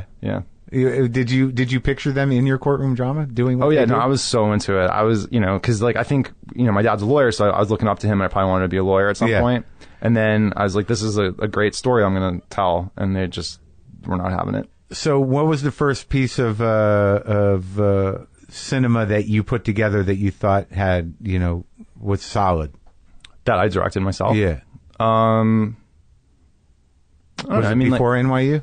Yeah, I mean, I did a short film to get into NYU. Yeah. It was with my teacher, Mr. Hood, who I referenced before, about a kid who realizes his parents are cannibals. Uh-huh. And that was pretty fun. Yeah. That was like it was like the most, I guess, professionally done thing. I did a contest for Twinkies. They asked us to do like or they don't ask us, they asked people to do like a short piece for like something that had to do with Twinkies. Yeah. And I did some random ass, like, I mixed together a bunch of short film tropes, you know, like Fellini and Bergman and Truffaut. Yeah. When I was in high school, and we got second place, I think. Second. So we got a lot of Twinkies from that. What won first? I don't know. It wasn't like, there was no internet back then, so it wasn't like you really were able to like do that. I feel like to do that kind of research, you have to go real deep. Yeah. Before the internet? Yeah. Do you know a guy that can get me the tape of the winner? Yeah. Right. So when you went to NYU, when you moved to New York, you know, was that the big, like, what were you setting out to do? I wanted to be a filmmaker, and I wanted to not go to a campus school. I wanted to sort of be in the world. Growing up in Miami is great. You know, the beaches are amazing. All my friends are great. But I just couldn't wait to get out of there. Like it was to me like not a cesspool, but it was definitely like something that was limiting. Yeah. There was no cultural element. Like I think now that you have what do you call it, Art Basel and Wynwood is kind of becoming a thing, and you know the Design District.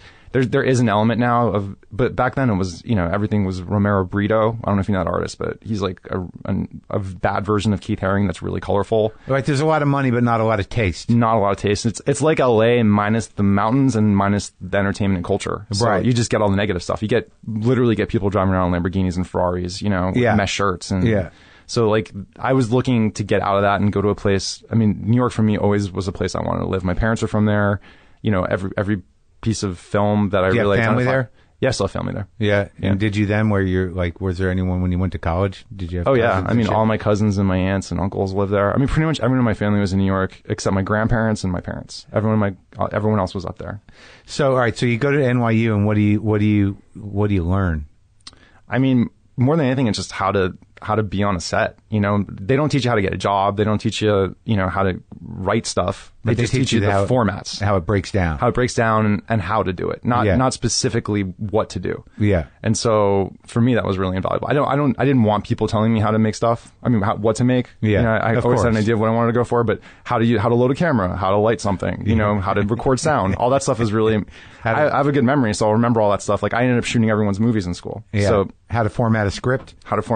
Yeah. Like what program to use. Yeah. All that stuff was like super important, but I never was, you know, I never thought of it as, a lot of people I know that went to school there kind of like talked down on it. Yeah. As if it was like, I don't understand why. I thought it was great. Like to be able to live in New York City at that age, yeah, to be anonymous, you know, kind of blend in, but also be able to, I mean, that was in the 90s and there was a lot of really cool creative stuff happening, and especially with independent film. And who were your classmates? Who were your teachers?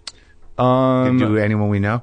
I had a teacher for Italian cinema called Antonio Monda. Yeah. He did he ended up doing the commentary on 8.5, the Criterion version. I had a couple of kids that I went to school with that kind of became stuff. Like Jonathan Liebsman, he directed Clash of the Titans, or one of the Clash of the Oh, yeah? Were you shooting stuff? I was shooting stuff for sure. Who were you using as actors? Any New York people that, you know, you used Actually, Rob Delaney. Do you know him? Sure. So we went to school together. I know him since I was 18, so he was in a lot of my stuff. Like, he was my guy. Rob, so you knew him through the whole crack up? I knew him. Well, he actually, you're talking about when he got into his accent and stuff? Yeah. He was leaving my house. Well, so we were hanging out that night, and we had a friend, Uzai, who he grew up with, and they were kind of hanging out at my place. It was like 2 a.m. I didn't really, I mean, I was too young. I was like 22, I think, at the time. So I didn't see all the warning signs of what was going on. But, he left my house and went to a friend's house who was having a party at 2 a.m. And he was one of those guys like that would bring over a 6-pack for himself. Right.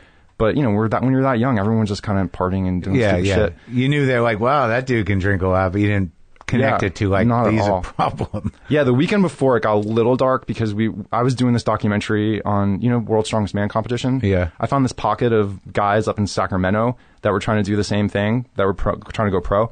And he came up with me and helped me like kind of work on this documentary, and he was drinking a lot. And then it got a little bit dark. And then we came back, and then he left to go to this party basically at 2 a.m. I'm like, what are you doing? And I guess he started drinking and blacked out, and then just took off at 5 Drove a.m. it into the water building or something. He took a bunch of meters out. And No, I mean, I've talked to him, you know, and he's sober a long time, but, you know, we went into depth about that event. Yeah, no, that was, I mean, I've never seen something as transformative for a person as that. I mean, there is a chapter shift. Like, things changed after that. Of course, yeah, he got sober. He got, but I mean, on all fronts, like, he had a lot of stuff going for him. Like, he started getting casting callbacks, and things were happening. When you were like 22.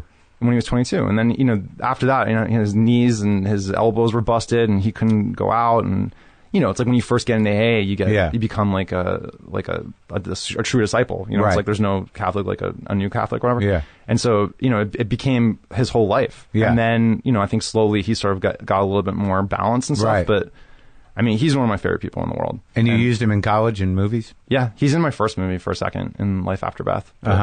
Yeah, and I always want to work with him, and I love him. Yeah, he's doing well. Yeah, he's doing great. So you did one big film in college, or short films, or? I did a bunch of short films, yeah. And my thesis film didn't happen. My teacher didn't turn in my insurance form, and then just disappeared like 2 days before we were supposed to start shooting. Your teacher disappeared? Yeah, this total jackass. Like he was supposed to pretty much. They give you an allotment for film, like, you know, equipment and stuff. You got the insurance for that. But you end up getting other film equipment, like you rent out from rental houses, and you need the insurance form in order, because you're a student. Like, no one's going to cover your shit. Yeah. And he never turned it in, and then like went AWOL, and so NYU felt bad, and they're like, hey, why don't you just come back for another year, and we'll guarantee you, an allotment. But like, they wanted me to spend $40,000 to go back to do senior year of again, and it was just. Why would you do that? Yeah, exactly. It's like, I don't know. Yeah. So you left film school and came right out here? Came around here. I started working for Robert Zemeckis. What movie was he doing then? What Lies Beneath and Castaway. I got really lucky because a friend of mine that had moved out here showed me what his resume was, which was like ridiculous. It said where he was born and stuff, and I didn't know what you're supposed to do on a resume. Who does? So I put down that I was born in Miami, and it turns out the guy who runs Jack Rapke, who runs Zemeckis' company, he was from Miami and went to NYU and thought I was like his second coming, so he hired me, and so I got to work on well, I was making Castaway like a PA, and it was really fun. You were on Castaway as a PA? Yeah. Not in Fiji or Bora Bora. Right. It was just the LA stuff. Yeah. And so you're right in it. Yeah, I was right in it. Huge. Yeah, and like I grew up, I was a big time Zemeckis fan. Like I love Back to the Future and Who Framed Roger Rabbit. Yeah. I really loved used cars for some reason. I don't know why. Used cars with Kurt Russell? Kurt Russell, yeah. Oh, yeah. So good. Did Zemeckis take a liking to you? Yeah, he was really sweet. Like whenever I would go, I mean, I was pretty much just doing go for runs kind of stuff. But he would always let me kind of come and sit and watch them work. I remember one time he's like, "Hey, do me a favor, go get Steven at the gate and bring him to me." I'm like, "Great." And there's a guy named Steve Starkey who's his producer. Yeah. Who I'm just assuming I'm going to go get. This is like literally day one of my job. And I see this like turquoise Explorer pull up, and it's Steven Spielberg. Yeah. So I have to take Steven Spielberg to him, and like, that was like mind blowing. I remember Steven Spielberg was giving me like a pep talk, and like, "Oh, really? Bob's a great guy, and you're in great hands," and all this stuff. I mean, it was just so surreal. And so, but they knew you were lit up and intelligent, right? Yeah, but that's not the best combo for like an office worker. Like or a PA. Sometimes PA. it can work against you. Like I'm sitting there like looking at all the film stuff, and they're like, "Well, can you go get the dry cleaning and like make sure I have enough oranges and make sure I have my petty cash?" Like that's like your job is. Right. But like I'm like, okay, cool, but I just want to sort of stay here for like a little bit longer. So yeah. And how long did you work for Zemeckis? Like almost a year, and then I started working with David Russell. So you're 21? 22. Where are you living? In Los Feliz. I've lived in Los Feliz the whole time I've been in LA. Well, that's a pretty good move. Yeah. And you're like connecting with people of your age, and like you got a crew out here. Yeah. And like everybody was doing their PA work or getting their little breaks here and there. Yeah. Like who were your crew? A lot of NYU kids. I hung out with a lot of actors, honestly. Like, yeah. I don't know why. I'm friends with tons of actors. And yeah, it's like fun watching them sort of like kind of find their way or not find their way and like become pastry chefs and stuff and just sort of like find their own thing. But yeah, but it was definitely fun. So you go right from Zemeckis to David O. Russell. How'd you get the job with David O. Russell? I applied to a job list ad for a director who was looking for an assistant editor, and I know how to edit. So I applied, and then I met him, and we had like he interviewed me, and I was actually putting Flirting with Disaster on Laserdisc, which is like super dating it, but I was putting the Laserdisc on as he called to say, "Will you come in and meet with me?" I had no idea who it was. And so he was working on some online documentary that ended up nothing ever came out of it. But I would just start editing stuff for him. So by the time when you started working for him, he had made Spanking the Monkey, he had made Flirting with Disaster. And he had just finished Three Kings. Flirting with Disaster is a great movie. It's amazing. It's perfect. Yeah. It's some of the funniest shit ever. Yeah, he does. I don't know that people talk about it enough. And there's some great acting in it, too. I mean, I think that's my favorite movie of his. That's with Ben Stiller? Tia Leone, Richard Josh Jenkins. Brolin's in it. Alan Alda, Lily Tomlin. Yeah. It's like it's an ensemble comedy. Yeah. And, it was like it's almost a genre movie in a way. Mm-hmm. Right? It's like a road trip, finding yourself movie. Right. He's finding out who his parents are. Right. He's adopted. Yeah. Right. I got to watch that again. Oh, it's so great. Because, Spanking the Monkey I've watched a few times. Flirting with Disaster a couple times. I like. And Three Kings I watch whenever possible. I should probably own it. Because there's something so... that movie to me is sort of a masterpiece somehow. Definitely. I mean, it's talking about not having a real genre. It's an action movie. It's political. It's funny. It's got pathos. It's shot really well. It's whip smart. Yeah, it's a really amazing movie. And so I mean, I guess it's timely. I mean, I would say timeless because it's applying to everything. And you know what I remember about it always, and getting back to blood and guts and getting back to satire, which I think Three Kings probably is in a way. Definitely, I would definitely satire. I mean, the army and oil is that that weird cutaway to the inside of the body. Yeah, David thought that CSI ripped him off with that. Because it shows the sepsis. Where the bullets going in, and you start seeing the effect of. Yeah, he was pretty convinced that CSI ripped that off. Well, whatever he may have been convinced of or not, that I thought that as a specifically satirical device, that there's something. That goes beyond humanizing by just making that choice to do that, by taking the time to show a bullet entering inside the body. Yeah. That is so specific, but the humanity of it is disturbing. I mean, it's like I guess the more grounded version of when Austin Powers, when he runs the guy over with the steamroller, and then you see the wife get the call of the henchman's wife getting a call that he died, and she's like super distraught. Yeah. Which is like, you never go that far. Right. Yeah. Yeah. And that, like, but it's sort of like, it's just the raw goods. Yeah. The animal it's like, goods. This is what's happening. Right. Yeah. Yeah, it gets glossed over. I mean, I remember I had a panic attack one time when I saw Avatar. You know the movie Avatar? Yeah. I saw that and I started tripping out on the fact that you're seeing thousands of people die and every one of them has a life. I think it's what's it called, Sonder, when you sort of project yourself into all these different lives. Right, yeah. And then just the sheer, I guess, number of people that are dying and the lives that are... I like literally lost it when I watched that movie. I'm like, this is a fucking nightmare. I hate this. Wow. Yeah. Yeah, I mean, when I have those feelings, it is overwhelming, especially if you have...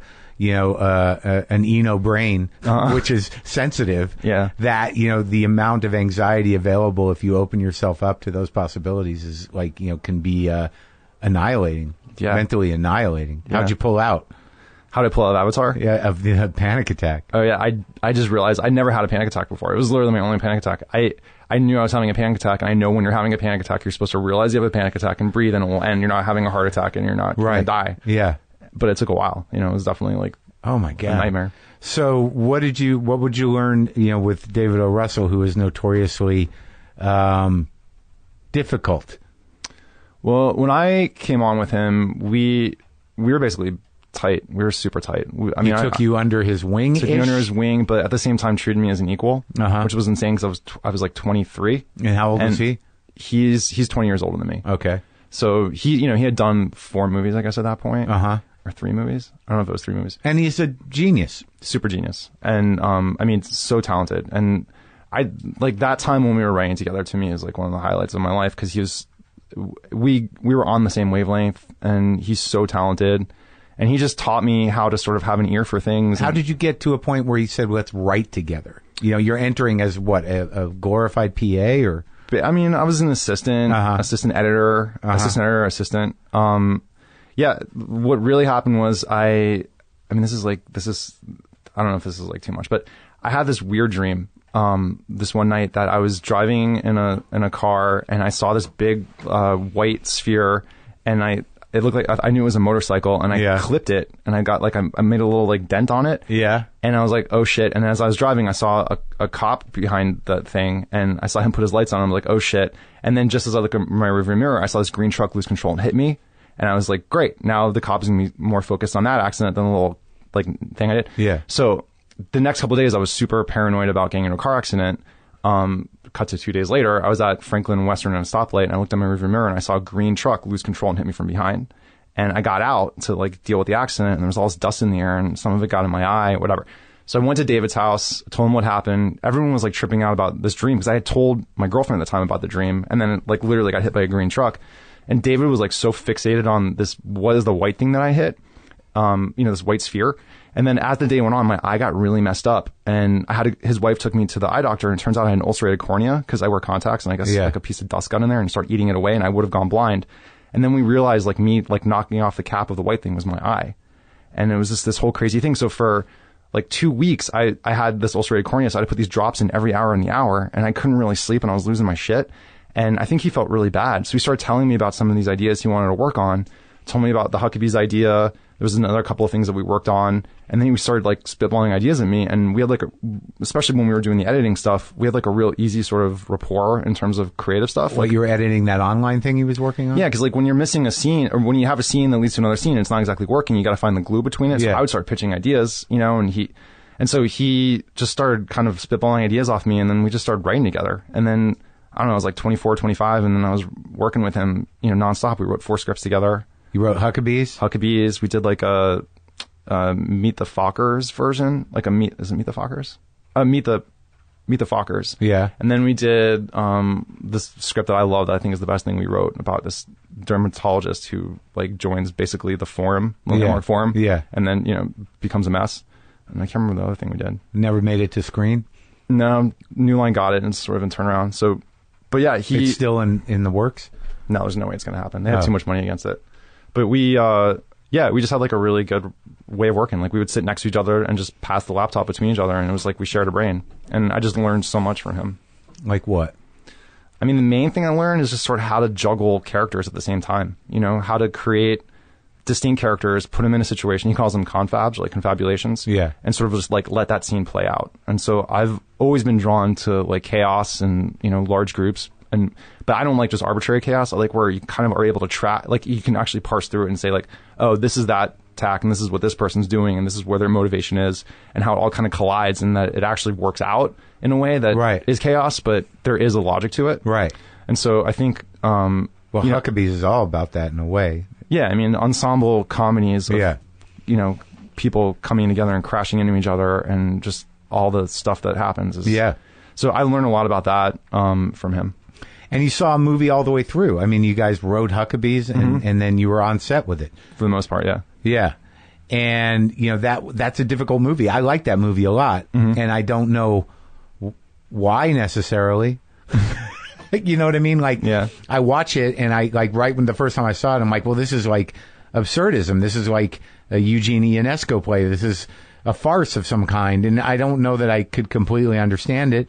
I don't you know, like, in my recollection, the thing that triggered my analysis of it was that Marky Mark's a fireman. I don't know why, but he just showed up as a fireman. And what was the construction? What was the intent? I mean, David had a dream about a detective following him around in his everyday life. So he wanted to do something where a person is sort of charting your every move and sort of doing an existential analysis instead of, you know, a legal or, I guess, anything like that. A philosophical analysis. A philosophical analysis, but, you know, a metaphysical philosophical analysis. Right. And he kind of pitched that idea to me, and I was always drawn to philosophy. I read a lot of philosophy and studied it a little bit, and I've always been interested in that. And I think the timing of it was auspicious in terms of sort of the zeitgeist. You know, a lot of people were coming out of 9/11, and there was this shift, I think, in terms of comedy, especially with sincerity, where after 9/11, it was okay to be sincere again. I think coming out of the 90s, everything was so ironic and so glib and so sort of harsh and acidic. And I think all of a sudden people had a moment to kind of come together. And, you know, the reason why Wahlberg's character is a firefighter is obviously 9/11. Right. And so he's the kind of person who, up until that point, would have just sort of been coasting through life and kind of doing his thing. And then all of a sudden, someone that you don't associate with having deeper thoughts and sort of going deep, not that firefighters don't have deep thoughts, but in general, we sort of don't attach that. Our idea of them changed. Yeah, our idea changed. And then, you know, especially after the way it all kind of played out, then we go to war. And like, why did we go to war? Was it because we want justice? Is it because we're just... it's socioeconomic, petrodollar stuff. Like, what are we doing? Yeah. And so I think a lot of people have those questions, and I think it kind of, and there was also, I don't want to call it new age because I kind of, it sort of, I think cheapens it a little bit, but there is sort of a metaphysical sort of openness that started occurring around that time as well. You know, you saw the how yoga started blowing up, and, you know, people were more conscious about their diets and stuff like it. Everyone was just sort of taking stock, I think, after that. And the reverberations, I think we're still feeling them, obviously, but, yeah, at that time, it sort of felt like that was what we were kind of connecting with. And David and David specifically was really on a Buddhist path, you know, at that point. I don't think he is anymore, but, you know, we were studying Zen, and we got way into Zen, and sort of these ideas were sort of percolating, and I think we just created this sort of mishmash, like a pastiche of all these different things that we're like culling from. Right. And, yeah, I mean, the craziest thing is that was a studio film. Like, can you imagine? Yeah. Like, at one point, that was going to be a Warner Brothers movie. Yeah. Like, Warner Brothers was supposed to make that movie, and then they just, like, obviously, like, were smart, and, you know, for them, like, that doesn't make any sense, but... Who ended up making it? Fox Searchlight. And how did you guys feel about it? I think it's cool. I mean, I haven't seen it since it came out, you know? Like, it was definitely... There's what you intend to make, and then there's what ends up being made. Yeah. And, I mean, truthfully, I wasn't on set at the end of it. You guys had a falling out? A little bit, yeah. Yeah. I mean, because there's, you know, I've heard rumors about, you know, what happened on set, and, you know, that, you know, he kind of lost his mind and whatever. Yeah. And I don't know that you can speak to that, but whatever, you guys grew estranged? Yeah. Yeah. I don't want to get too gossipy, but yeah, we grew estranged. Uh-huh. Yeah. And still? Yeah. I mean, it was, you know, it was a lot of stuff happened. A lot of crazy shit went down. So, like, it's not... I always respect him and love him for who he is, because he's a true visionary and a rebel, and it's hard to sort of separate someone's art and their soul and their actions. Yeah. But you know, he's a true artist and he's a super genius. And when we were writing together, it was one of the highlights of my life. Like I remember one time we were, he got an award from Amherst because he went to Amherst, and we got wind of Antonin Scalia was giving a speech to this like pre-law class there. I can't remember the name. I think the guy's name was Arkees. The teacher's name was Arkees. He was like a pre-law or whatever it was. So we snuck in, and it was, you know, horrifying because he's not my guy. Yeah. And Scalia was going off about the Constitution and how, you know, you're not supposed to, obviously his whole take on it is it's not a living, breathing document. It's a set of laws that are very clear, and, you know, you think about what the framers were thinking of and just apply that. He's an originalist. Yeah, you don't think of it as something you can interpret, because you can't interpret a law. Right. Because then anyone can interpret a law and it's subjective. So anyway, he was saying, like, back then a felony was, if you committed a felony, it was instant death. And he goes, not like now, so that's pretty effective, huh? And it was like, so like, ugh, like you're just going to kill someone for a felony? And then I remember so at some point we were being rushed out, and David goes, threw something at him like, you know, how dare you with, you know, the Gore election. And then I remember he goes, Scalia goes, have some dignity, like, how dare you interrupt my process? And then I said, well, you interrupted the election. And then, like, who are you guys? And they started screaming at us, and then we ran, and I remember running through the quad, like, just running for our lives away from this thing. And it was, like, so much fun. You and David O. Russell running from Scalia? Scalia and his, like, cronies. Yeah, It was awesome. Wow. But, so, like, there was a lot of fun stuff that happened with us. And, like, honestly, creatively, I don't think I've ever met anyone that I've identified with as much. And it was, like, a real education. Yeah. But, Do you think you guys will ever bring it around? Maybe. I mean, I'm not opposed to it. It's just, you know, people change, and people do stuff that's kind of hard to swallow, and you know. Yeah. So when that happened, it sort of, you know, whether the timing was right or not, or whether it was a good thing, how it felt at the time, it kind of that's when you took up on your own. Yeah, I mean, it was directly related to that. So the pretty much, I think it was like the fourth week of filming is when I kind of pieced out. I started writing my first script on my own that ended up becoming my first movie, Life After Beth. And you made that? I made that. I ended up making it 10 years later. I wrote it in like 2003. What'd you do for 10 years? I was just writing studio jobs. I was like doing, you know, rewrites and stuff like that. Really? Yeah. That's what you were able to get from working with David, that you had done some rewrites? Yeah, I mean, my first thing I wrote became a feature that got produced. So like you get in a exclusive Did you share club. the credit? Yeah, it was me and him. And like, what kind of rewrites were you doing? Because rewriters are sort of unsung, sometimes heroes, sometimes guys just making a buck. But it's amazing how many people I know that aren't credited for anything, but did a pass on big scripts. I did a pass on a bunch of stuff. I can't remember anything that like. It was a lot of stuff. There was a couple of originals that, I mean, I'm dealing with studios, and I mean, I don't know if you like, you can tell by my last movie, I don't have necessarily the most like studio. But is that just a fee thing where they're like, give this kid $25,000 or $10,000 and let him do a pass, and that's that? No, I was doing like originals too. So like, you're getting paid a lot of money to. You're writing original scripts. Yeah, it's not like I'm doing a polish. So you had a script deal. Yeah, I was always doing scripts for years. And I think, you know, coming off of that experience, in 2003, I wrote Life After Beth to direct, almost made it with Searchlight. It got really close, and then it kind of fell apart the last second. I think I was discouraged. And I'd never wanted to be a writer. I wanted to be a director. But when you have a script deal, what does that mean? It's like you got a three script deal? No, it's not like, I didn't have like an overhead deal. I would just do job to job. They would send me, they'd send me scripts, and then if I like identify with them and I thought I could fix them, or if it was an idea that I thought like would be fun and work on, I would do it. But, eventually it kind of like wore out its welcome. And then I just started getting back into trying to direct. But I think that whole experience that whole time period was like a little bit dark. Yeah. And so I try to like. Because of what went on with David? Yeah, and just sort of like, the whole time was like kind of a mess. Slight disillusionment? Definitely more than slight, yeah. Oh, yeah? About like what you could and couldn't do in this town? Yeah, or like what you can get away with, what people were open to letting happen, and also like what wasn't allowed to happen. And how can you make what you want to do happen? Yeah, and then you're just sort of like, okay, I got it. And then obviously as the economy started going south, and if you start tracking, that time period was sort of this like highlight creatively, I think, of the mini major studios. You have all these different guys, like Wes Anderson, David, Alexander Payne, Spike Jonze. They're all kind of blossoming around that time. And then a little bit after that, those companies started shutting down. Like there's companies that don't exist anymore. Like Warner's Independent doesn't even exist anymore. There's tons of places that were outlets for that kind of style of filmmaking. And I think now you're starting to see it kind of come back. Like it's coming back in vogue, and you see a new generation of people trying to do this thing. But for a good run there, it just disappeared. Yeah. You know, that's when you start getting all the superhero kind of comic book things, and action movies and science fiction stuff. They need to make the big bucks. Yeah, I mean, like everything's much more reductive. And especially when the economy went south, like I guess in between 2007 and 2009, that was like the death knell for all those guys. You know, like everyone had a harder time kind of making that stuff happen. So how did you pull yourself together to make your first movie? It just kind of happened. Like Mike Zakin, who ran American Zoetrope, he kind of figured out this system with tax credits in Los Angeles. Yeah. And he's like, dude, we can make a movie for $1 million. Do you have anything you want to do? And ultimatally, Joshy was what I had wanted to do. This is back in like 2011 or something, 2012. Yeah. I wanted to make that movie, and I got together Chris Pratt and Pally. It was Pally and I, you know, it was our thing. Adam Pally, Chris Pratt, Jake Johnson, and Ben Schwartz got together, and we were going to make this movie. And then Pally's mom passed away.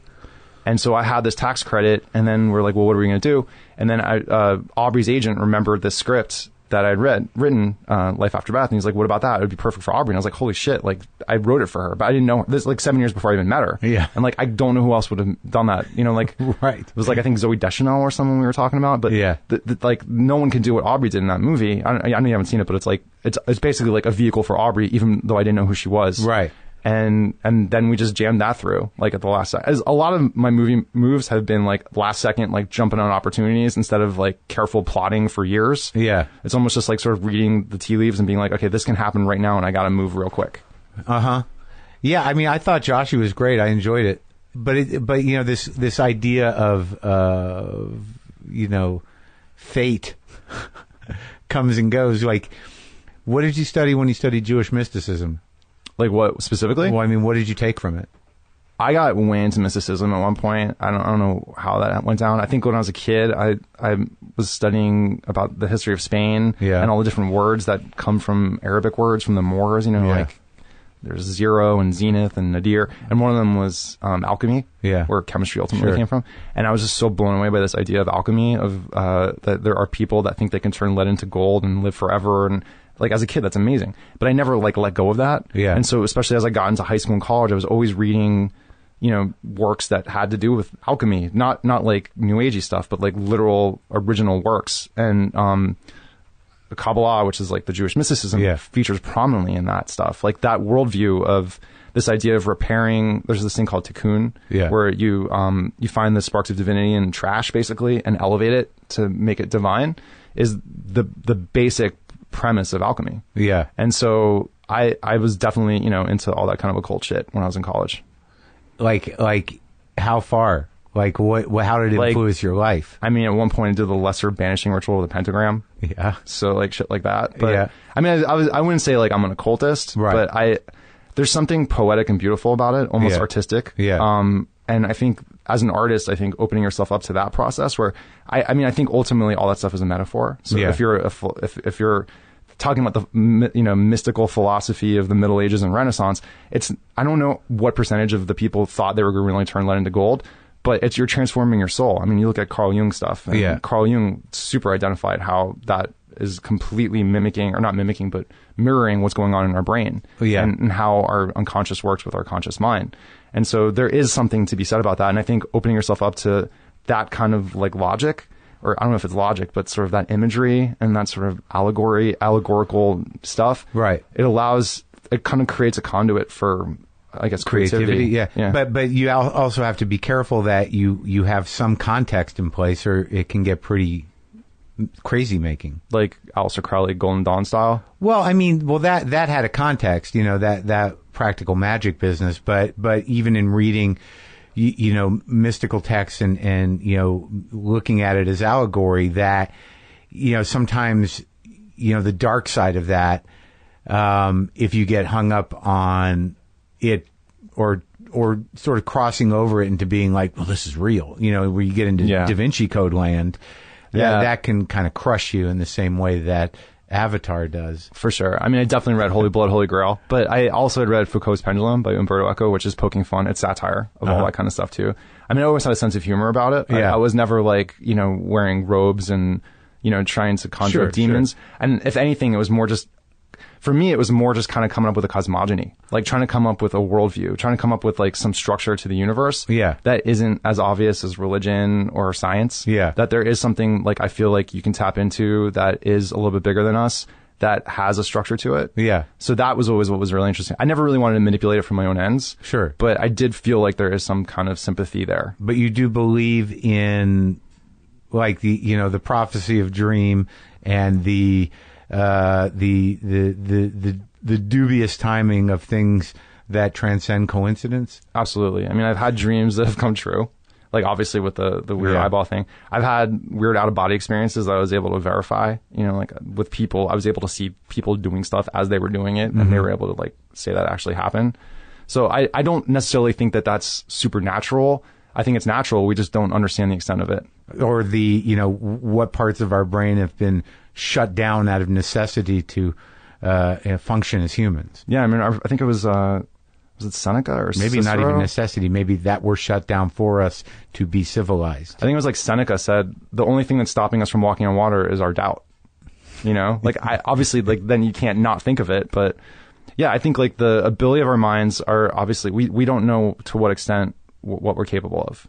So we what we're connected to, or how we're connected, or how we're connected, or like I've read all kinds of stuff. There's ideas that our brains are just basically antennas, and we're just picking up, signals, and that's what we are. Right. But I don't know. I don't have any answer. I just know there's a lot more going on than what we explain. Good. Yeah. I'm happy to know that. Thanks for talking to me, man. Yeah, of course.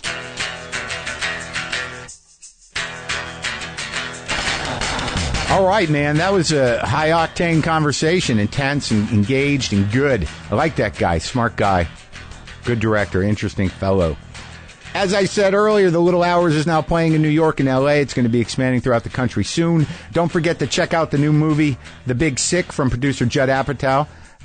It's a new comedy based on the real-life romance between Silicon Valley's Kumail Nanjiani and grad student Emily Gordon, who fall in love but struggle as their cultures clash. Don't miss the film that has critics raving. Also starring Ray Romano, Holly Hunter, Adie Bryant. Get tickets in select theaters now everywhere, July 14th. Maybe I'll play some guitar. It's been a few days, and I know a lot of you are just clamoring to hear me fucking noodle and repeat myself. Hold on. So, Dead, Deaf, Black Cat, Blues Meditation. I think we'll try to do that.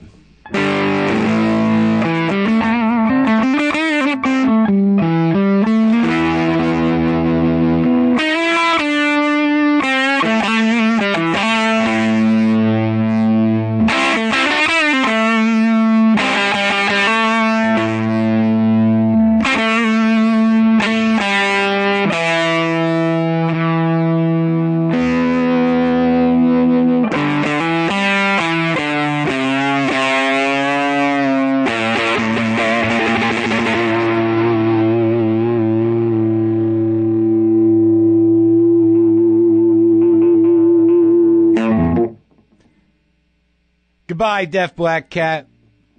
Boomer lives!